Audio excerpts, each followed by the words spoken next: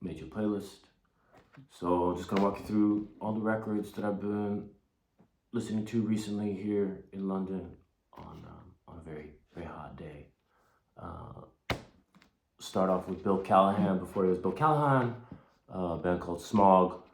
This copy is super rare because they misspelled the title of it. They only printed 8 of these.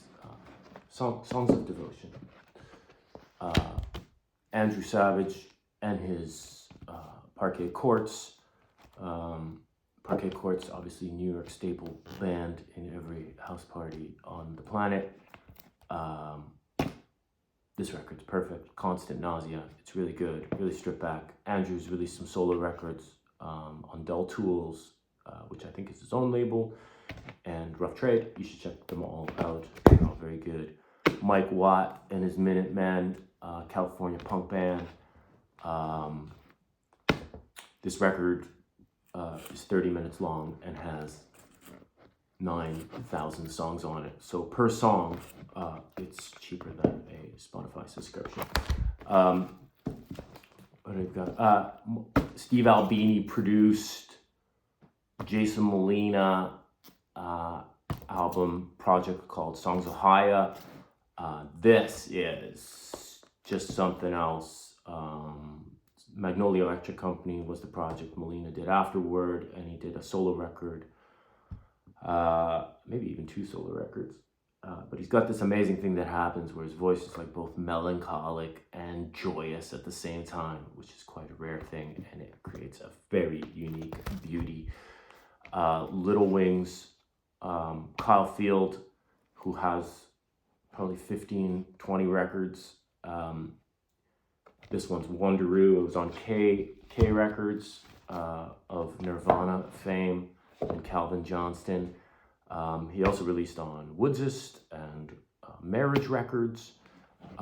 This one is not on streaming services, but I'll play something from his new one. Deerhunter. Just the whole catalog's amazing. People criticize the later Deerhunter records, but they're idiots. They're all excellent.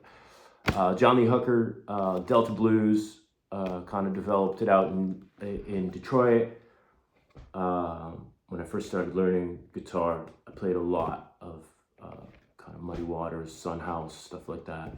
And John Lee Hooker was no exception. I'm going to play the song. It's called Take Me As I Am.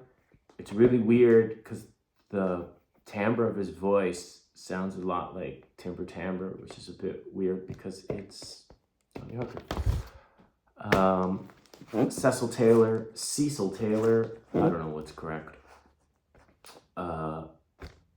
New York piano player. Something about the way he plays really reminds me of Screaming Jay Hawkins, or probably the other way around. Screaming Jay Hawkins reminds me of Cecil Taylor.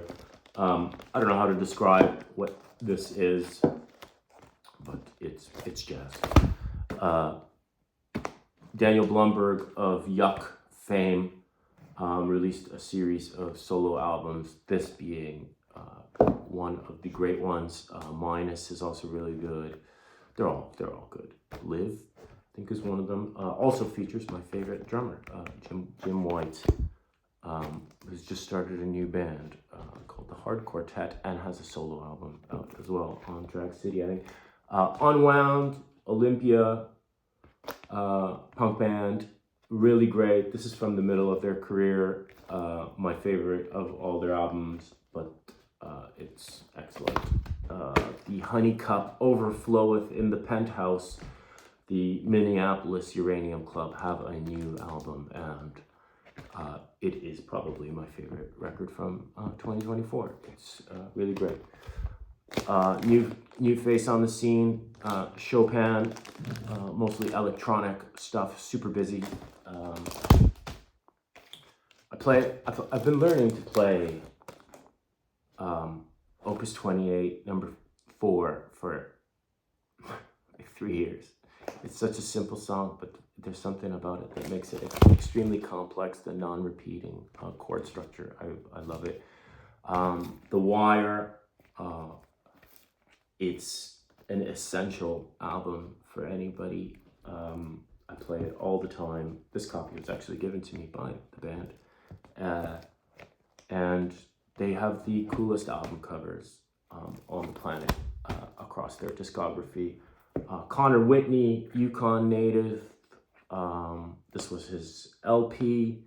He has a live record. There was another EP. It was all released on Maple Death Records. It's all amazing. Sounds a lot like Lou Reed. I love it. I actually prefer Connor's lyrics to a lot of Lou Reed lyrics, but don't tell Lou I said that. Jonathan Richman went country, and he wasn't sure if he should go country, but he did, and I'm glad that he did. You're going to want to play all of these records on volume level 9, because when this comes on, you're going to want to have that extra one to go to number 10. To turn that up, Sonic Youth, Sonic Nurse. There's a Kim Gordon song on here called I Love You Golden Blue, which is mind-blowing. Destroyer, a master of vocal melody, constant source of inspiration. This is one of his earlier albums. He's from Vancouver. He's amazing. Model, actress, former member of the Velvet Underground. Nico, I assume everybody knows who that is. Fugazi, everybody knows. One of the best drum sounds, or my favorite drum sounds on Long Division. Same thing with drum sounds. Stones on this Sonic Nurse record, Stones. If you're into sampling hip hop, you should look at that. Fabrizio de André, Italian, Leonard Cohen, that's how he's known in this house. Landowner, Blatant, I think this is their first album. They're from Massachusetts. Really sharp songwriting, really great performances. It's very good. Nick Cave, B-sides. There's a song on here called Steve McQueen. I met Mick Harvey once. He was an asshole. This is kind of him and Nick Cave and Warren Ellis. It's excellent. And you won't hear any of that on the radio. The Clean, New Zealand band. Anything can happen. It's true. And finally, Built to Spill sings Daniel Johnston. Built to Spill, we're going to be Daniel Johnston's backing band before Daniel died, and apparently this is what the rehearsals sounded like. So it's Built to Spill sings the songs of Daniel Johnston. I hope you like that.